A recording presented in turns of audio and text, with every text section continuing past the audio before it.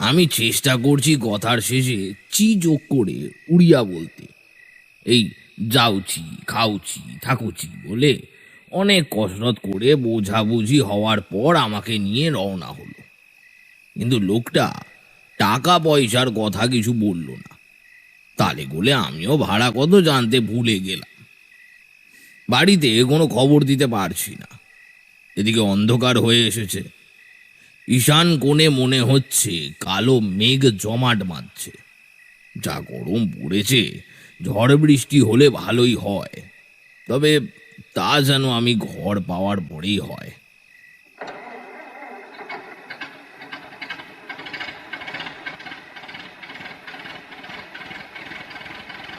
চলছি তো চলছি, মোটর ভ্যানের ভটভট আওয়াজে আর কিছুই শোনা যাচ্ছে না। উল্টো দিকে মুখ করে বাবু হয়ে বসেছি। আবছা আলোতে এইটুকুই বুঝতে পারছি, দুপাশে ধানের ক্ষেত, রাস্তার ধারে মাঝে মধ্যে বেশ বড় বড় পুরনো গাছ। দেখতে না দেখতে দমকা হাওয়া দিয়ে ঝড় শুরু হয়ে গেল। রাস্তার ধুলোবালিতে চোখ বন্ধ করে ফেলতে হচ্ছে। ফাঁকা জায়গা বলে ঝড়ের দাপটও বেশি। বড় বড় দুই এক ফোঁটা বৃষ্টি গায়ে পড়তে শুরু করল। কাল বৈশাখী, বৃষ্টির তেজ বাড়ছে। বাবু, ওই সামনে একটি চারো দোকানও আছে, সেখানে দাঁড়াচ্ছি, ঝড় কমিলে যাব। ঠিক আছে, তাই করো। লোকটা ভ্যানের স্পিড বাড়িয়ে দিল। বৃষ্টির তোড়ও বেড়ে যাচ্ছে।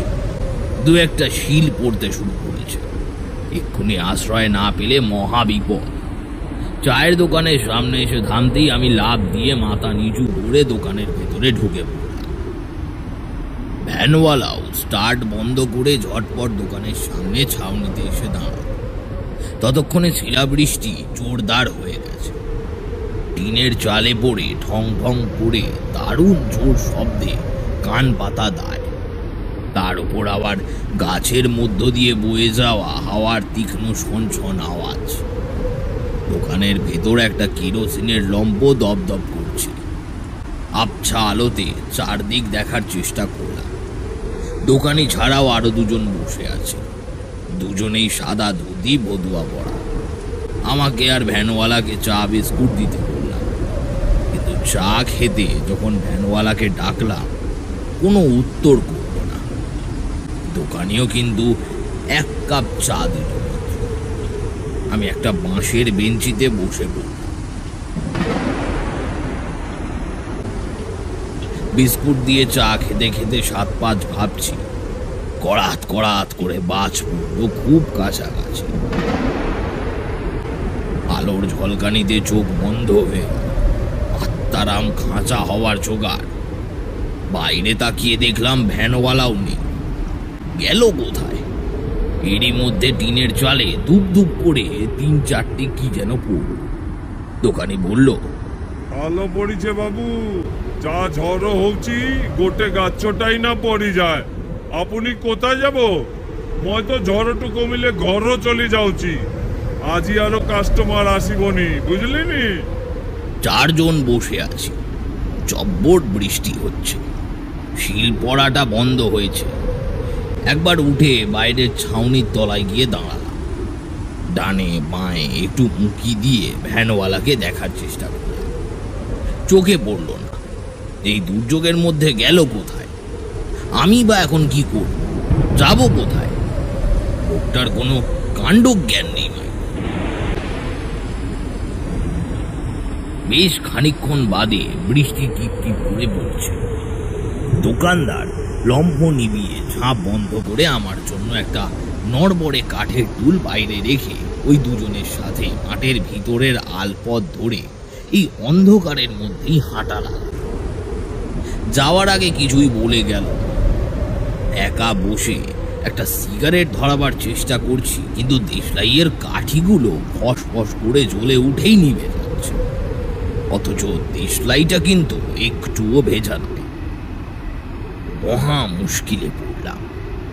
ঘুটঘুটে অন্ধকার, তবে এতক্ষণ চোখটা একটু সইয়ে নিয়েছি। আনমনে বসে থাকার ফাঁকে একবার রাস্তার দিকে চোখ যেতে মনে হলো রাস্তা ধরে কেউ এগিয়ে আসছে। অস্বাভাবিক রকমের হাঁটা, একটা পা নেই নাকি? লোকটা ওইভাবে হাঁটছে কেন? অন্ধকারের মধ্যে হুট করে এমন দৃশ্য দেখে বুকটা একটু ছ্যাঁত করে উঠল। দোকানের বেশ কাছাকাছি এসে মাঠের দিকে নেমে যাচ্ছে। যাই হোক, আমার এখন যা অবস্থা, লোকটার সাথে কথা না বললেই নয়। ও দাদা, শুনছেন? ও দাদা, এই যে শুনছেন? বলতে বলতে জোর কদমে লোকটার দিকে এগিয়ে গেলাম, কিন্তু আমি যতই জোরে হাঁটি না কেন দূরত্বটা একই থেকে যাচ্ছে। দৌড় শুরু করা মাত্র বেমালুম মিলিয়ে গেল লোকটা। আমি তখন একেবারে পিচ রাস্তার ধারে এসে দাঁড়িয়েছি। এরপরেই নেমে গেছে আলপথ। কি মনে হতে পাশের দিকে ঘুরে দেখি হুবহু একজন উল্টো দিক থেকে আসছে। আমি রাস্তা ধরে এগিয়ে যেতে সেও মাঠে নেমে মিলিয়ে গেল। রাস্তার ওপর আমি আবার একা দাঁড়িয়ে রয়েছি। চারিদিক শুনশান। একটা হালকা ঠান্ডা হাওয়ায় আমার শরীরটা শিরশির করে উঠেছে।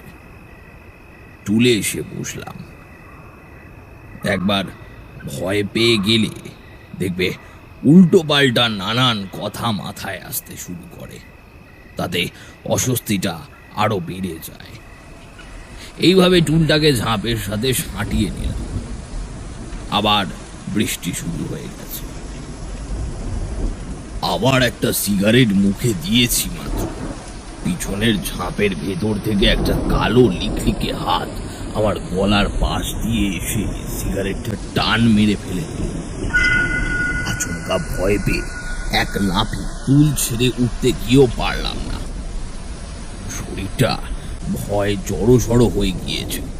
প্রাণপণ চিৎকার করার চেষ্টাও বৃথা হল। একটা বিকট শব্দ হতেই সামনে তাকিয়ে দেখলাম মোটর ভ্যানটা ভটভট করে চলতে আরম্ভ করেছে। শুরুতেই খুব জোরে হঠাৎ চলতে লাগলো, কিন্তু খানিকটা গিয়ে একটা মোটা গাছে ভীষণ জোরে এক ধাক্কা মারল। ধাক্কা লেগে ভ্যানটা ক্ষেতের মধ্যে উল্টে গেল, আর বিরাট আওয়াজ করে তেলের ট্যাঙ্কটা ফেটে আগুন ধরে ধৌ ধৌ করে জ্বলতে লাগলো। চোখের সামনে দেখলাম সেই আগুনে একটা লোক জ্বলছে আর প্রাণপণ চিৎকার করছে। লোকটা জ্বলন্ত অবস্থায় যন্ত্রণায় ছটফট করতে করতে মাঠের দিকে দৌড়ে গেল। কি বলবো তোমাদের, এমন দৃশ্য জীবনেও দেখিনি। বড় মুহূর্তেই দেখলাম মাঠের দিক থেকে একজন সাদা কাপড় পরা মহিলা দৌড়ে এসে সে জ্বলন্ত লোকটাকে জড়িয়ে ধরল।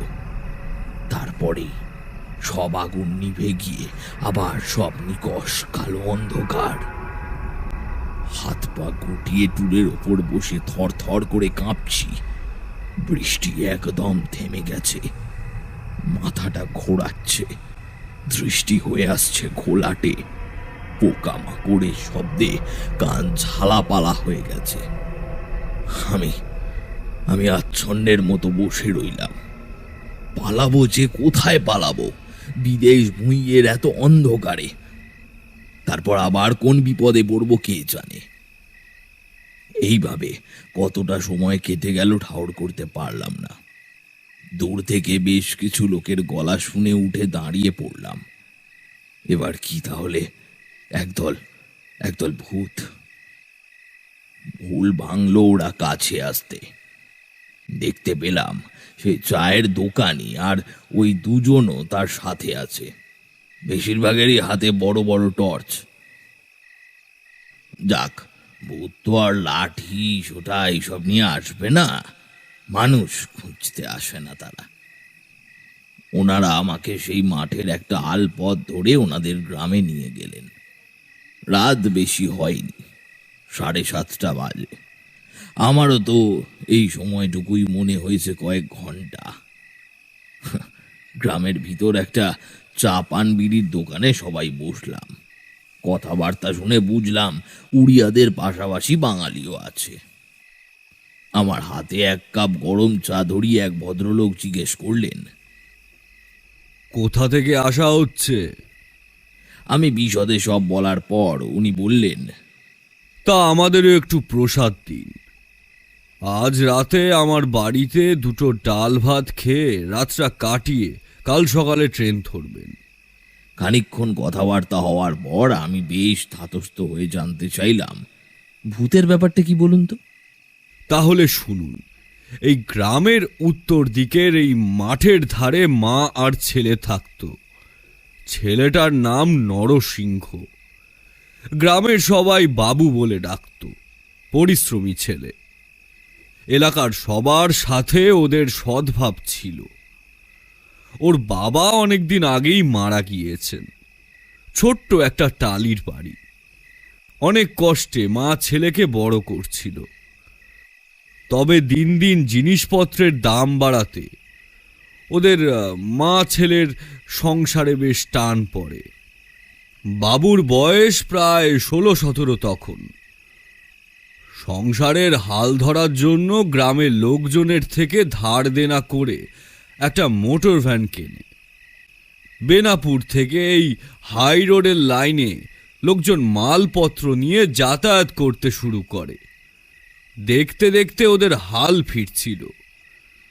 কিন্তু তারপর একদিন, সেটাও ছিল এই রকম এক তুমুল ঝড় বৃষ্টির সন্ধ্যা, শেষ লোকালটার কিছু লোকজনকে জায়গা মতো পৌঁছে দিয়ে বাড়ি ফিরছিল নরসিংহ। মোটর ভ্যানের আলো তেমন জোরদার নয়, তার উপর তুমুল বৃষ্টিতে কিছুই দেখা যাচ্ছে না। যাই হোক, আপনি যেই চায়ের দোকানে গেছিলেন ওই জায়গাটার কাছে ভ্যানটা রাস্তার ধারের বড় শিমুল গাছটায় ধাক্কা মেরে উল্টে যায়। বেচারা ছিটকে গিয়ে নিজের ভ্যানের তলায় আটকে যায়, আর ট্যাঙ্কি থেকে তেল বেরিয়ে ওর গায়ে আগুন ধরে যায়। কিন্তু মশাই, এরপর একটা অস্বাভাবিক জিনিস ঘটে। সেই অবস্থায় গায়ে জ্বলন্ত আগুন নিয়ে সে কোনো মতে ছুটতে ছুটতে নিজের বাড়ি চলে এসে উঠোনে পড়ে যায়। ওর মা তখন দিকবিদিক জ্ঞান শূন্য হয়ে ছেলেকে চাপটে ধরে। বাবু তো তখনই মারা যায়, যাকে বলে একদম স্পট ডেড। গ্রামের দিকে কিছু ঘটলে সহজেই লোকজন জড়ো হয়ে যায়। এখানেও এই বেলাও তার অন্যথা হয়নি। গ্রামের ডাক্তার সেখানে এসে হাজির হয়। সারা রাত ধরে উনি যতটা পারেন বাবুর মাকে সেবা শুশ্রূষা করেন। পরদিন সকালে আধপোড়া অবস্থায় জেলার সদরের হাসপাতালে নিয়ে যাওয়া হয়। সারাটা রাস্তা বাবু বাবু করে গোঙাচ্ছিল ওর মা, কিন্তু সেই রাতটা সে টিকতে পারল না। নিজের ছেলের নাম মুখে নিয়ে হাসপাতালের বেডেই মারা গেল। বাবুকেও নিয়ে যাওয়া হয়েছিল পোস্টমর্টেম করার জন্য। ওদের 3 কুলে কেউ ছিল না, তবে আগেই বলেছি গ্রামের লোক বড্ড ভালোবাসত ওদের। তারা 2 দিন বাদে দেহ দুটোর সৎকার করে গ্রামের মন্দিরে পুজো দিল।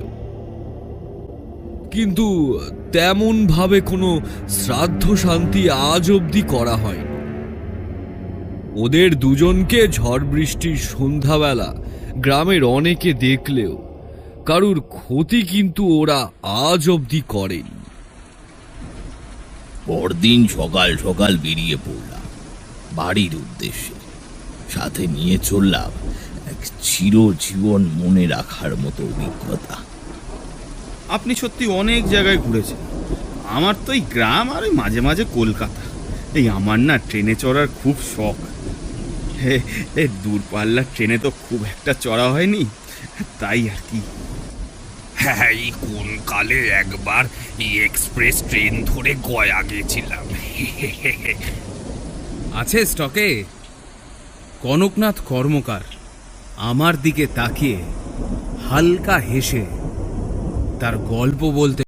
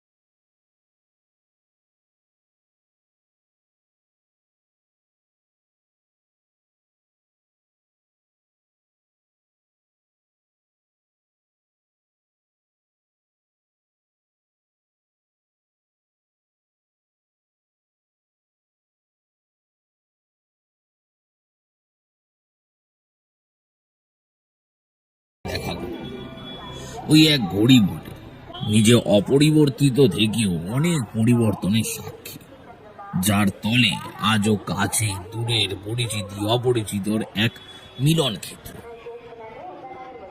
বুধবার বাড়িতে রাতের খাওয়া দাওয়া সেরে বড় ঘড়ির তলায় দুজনে 11:15 নাগাদ দেখা করলাম। খানিক বাদে ঘোষণা হলো 14 নম্বর প্ল্যাটফর্ম থেকে চক্রধরপুর এক্সপ্রেস ছাড়বে। আমাদের দুটোই নিচের বার্থ, এটা পেছন দিক থেকে 3 নম্বর বগি। দুটো 2 লিটারের জল কিনে ট্রেনে উঠে পড়লাম। সাথে লাগেজ বলতে ছোট একটা পিঠ ব্যাগ, তাতে জামা প্যান্ট, তোয়ালে, অফিসের কাগজপত্র আর টুকিটাকি। ট্রেন ছাড়তে তখনও প্রায় মিনিট 15 বাকি। বেডরোল প্যাক রাখাই ছিল, বিছিয়ে দুজনে রাতে শোয়ার ব্যবস্থা করে নিলাম। ট্রেন ছাড়লে শোব। বাইরে দুর্দান্ত গরম, তাপমাত্রা 40 ছুঁই। আর্দ্রতার পরিমাণ বিশাল। দরদরিয়ে ঘামে অস্বস্তি আরো বাড়ছে।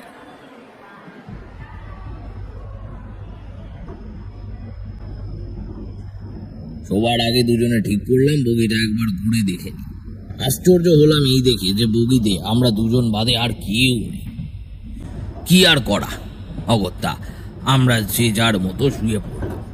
শুয়েও ঘুম আসছে না। কথাবার্তা বলছি আগামীকালের কর্মকাণ্ড নিয়ে, আর মাঝে মাঝেই উঠে আসছে ফাঁকা বগির কথা। রাত 1টা, ট্রেন উলুবেড়িয়া ছাড়ল। জানলার গড়ার ধরে ডাউন প্ল্যাটফর্মের ইলেকট্রিক ঘড়িটা পরিষ্কার দেখলাম। ঘুমটা আসছে মনে হচ্ছে। এর আগেও দুটো স্টেশনে দাঁড়িয়েছে, দুজনে কথা বলছিলাম দেখে খেয়াল করা হয়নি। এখন দেবু ঘুমিয়ে পড়েছে, এখনো কেউ আর উঠল না। করিডোরের এমার্জেন্সি নীল লাইট 3টেই শুধু জ্বলছে, বাকি সব নেভানো। কতক্ষণ ঘুমিয়েছি জানি না। বেশ কিছু লোকজনের কথাবার্তায় ঘুমটা ভেঙে গেল। আছোয়া হয়ে কান খাড়া করে শুনে বোঝার চেষ্টা করছি কারা উঠেছে। একবার মনে হলো মহিলা কণ্ঠের খিলখিলিয়ে হাসিও শুনলাম। এবার পুরো উঠে বসে ঝুঁকে দেখার চেষ্টা করলাম, কিন্তু বৃথাই সেই চেষ্টা। লাইটগুলো জ্বালায়নি কেন সেটা আমি জানি না। কমজোরি নীল আলোয় মাঝে মধ্যে 2-1টা হাত নাড়ানো দেখতে পেলাম। যারা উঠেছে তারা বোধহয় কূপের ভেতর দিকে ঢুকে গেছে। কাউকে দেখা গেল না, অথচ কথা শোনা যাচ্ছে। কথা যা ভেসে আসছিল তাতে মনে হলো কোনো বিয়ে বাড়ি ফেরত লোকজন। ভালোই হলো এই ভেবে পাশের টয়লেট থেকে এসে আবার শুয়ে পড়লাম। নতুন সহযাত্রীদের গিয়ে আর দেখে এলাম না। আমরা এই মাথায় আর ওরা বগির ওই মাথায়। জানাও হলো না কোন স্টেশন থেকে উঠেছে। ট্রেন ছুটছে বেশ জোরে।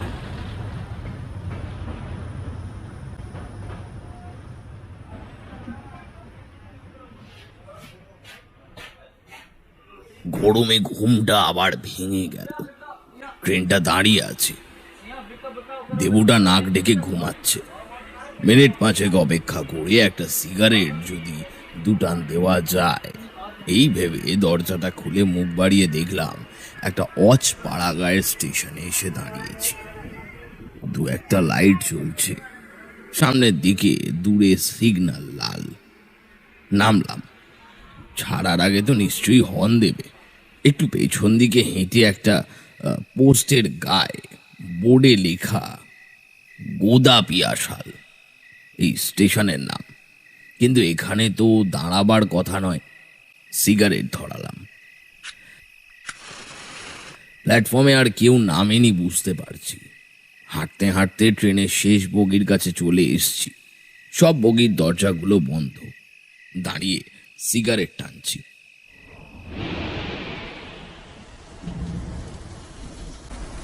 হঠাৎ এক বিদ্যুতের ঝলকানি আর মুহূর্তের মধ্যে সশব্দে বাজ উঠল।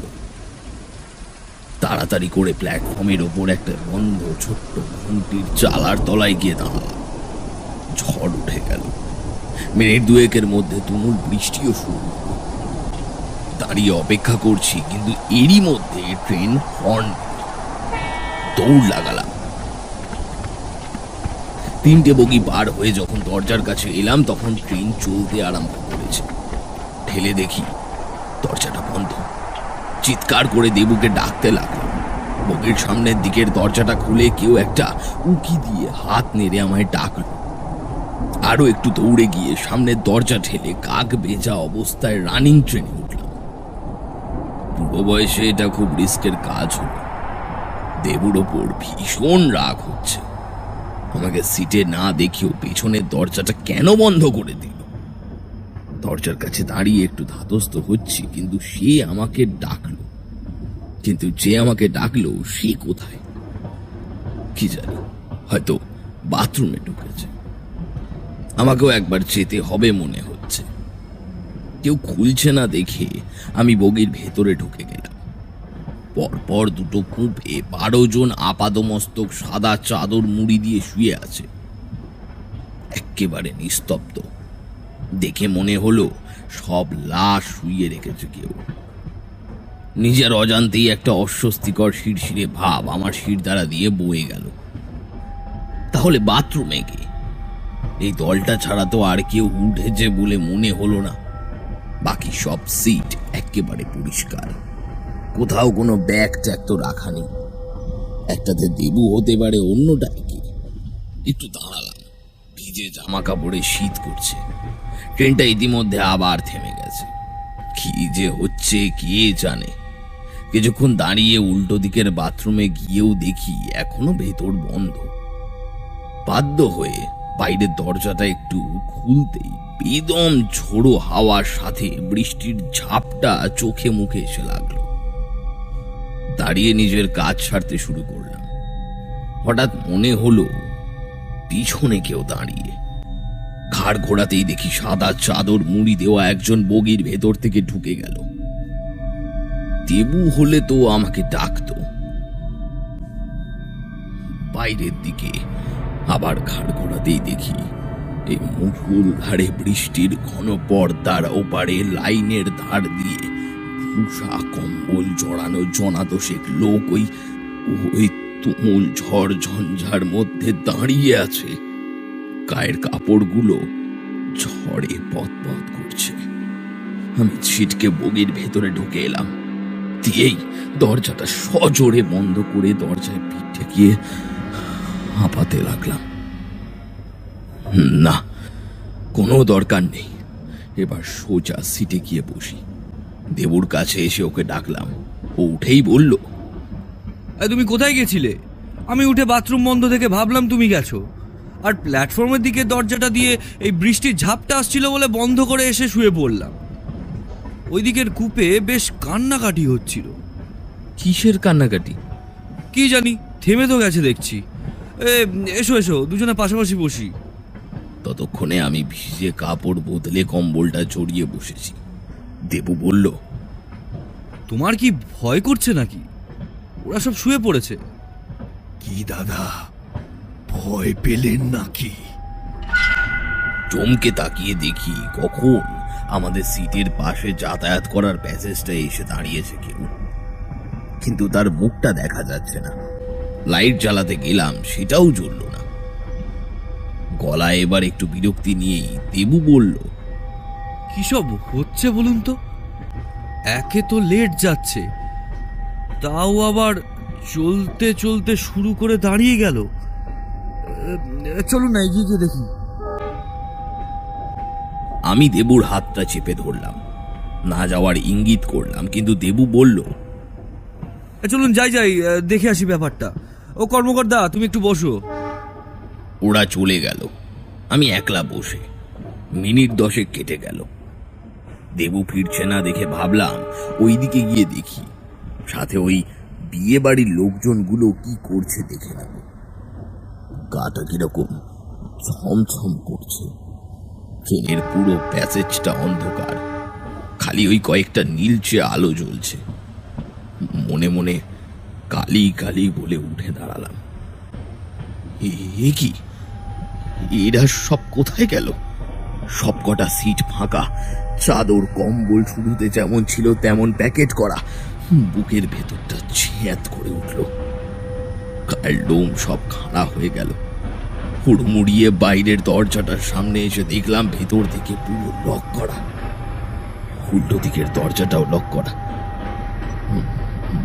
মাথা ঝিমঝিম করছে, হামিয়ে যাচ্ছি আমি।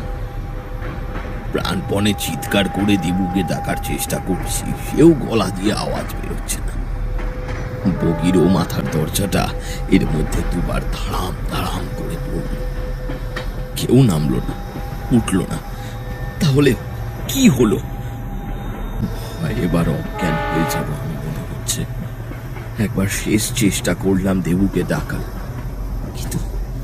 কিন্তু হলো না। সিটের কাছে এসে দেখি দেবু সিটে কি মাথা পর্যন্ত চাদর মুড়ি দিয়ে শুয়ে পড়েছে। আমি বললাম, কিরে দেবু নাকি? হ্যাঁ। কখন উঠলি? দেখলাম না তো। তুমি শুয়ে পড়ো, তোমায় অনেক কাজ করতে হবে।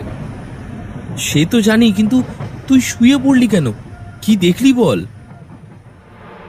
অনেক ব্যাপার, তোমায় বলেছিলাম, মনে আছে কি? বছর 3 আগে শালকিয়ায় আমাদের এক আত্মীয়ের বিয়েতে বিষ্ণুপুর থেকে কিছু লোক এসেছিল। বিয়ে বাড়িতে আমার আর বাবার সাথে ঝামেলা হওয়াতে তারা সেদিন রাতেই এই ধৌলি ধরে বাড়ির উদ্দেশ্যে রওনা হয়। সেদিনও ছিল এইরকম ঝড় বৃষ্টি। এই গোদাপিয়াশাল স্টেশনে এক রেল দুর্ঘটনায় সবাই মারা যায়। পরবর্তীতে শুনেছিলাম অনেক খোঁজাখুঁজি করেও দেহগুলো ঠিক মতো না পাওয়াতে 5 জনের আর সৎকার করা যায়নি। আত্মীয় পরিজনেরা এই পুরো ঘটনার জন্য আমাদের 2 জনকে আজও দায়ী করে। বাবা তো তারপর এই অপমান সহ্য করতে না পেরে 3 মাসের মাথায় আত্মহত্যা করে। আর আমি আজ অবধি সেই কলঙ্ক আর অভিশাপ মাথায় নিয়ে বেঁচেছিলাম। এক নিঃশ্বাসে কথাগুলো বলে চাদরের তলায় উপুর হয়ে দেবু বেশ জোরেই কাঁদতে লাগলো। আমি জানলার দিকে তাকিয়ে ওর কথা শুনছিলাম। গর্বে তা পার হয়ে যাচ্ছে। রাত 3:50 বাজে। লাইটটা জ্বালিয়ে ওর দিকে ফিরে বললাম, বেঁচে ছিলাম মানে? দেবুর পিঠে একটু হাত বুলিয়ে সান্ত্বনা দেব বলে হাত রাখা মাত্রই টের পেলাম ওর শরীর বরফের মতো ঠান্ডা। ঝপ করে নিচের হাতটা সরে এলো। সামনেই বিষ্ণুপুর আসছে। আমায় নেমে রেল পুলিশে খবর দিতে হবে। তাও কৌতূহল বশত একবার চাদরটা সরালাম। চোখ দুটো ঠেলে বেরিয়ে আসছে। গলাটা থেঁতলানো, কালো রক্ত চুয়াচ্ছে। বাঁধটা কোনো নিচ থেকে নেই। বাকিটা আর দেখতে পাইনি। তখনই জ্ঞান হারিয়েছিলাম। আমার জ্ঞান ফিরেছিল বিষ্ণুপুর সদর হাসপাতালে। এরপর থেকে রাতের দূরপাল্লার ট্রেনে যেতে আমার সাহসে কুলোয় না।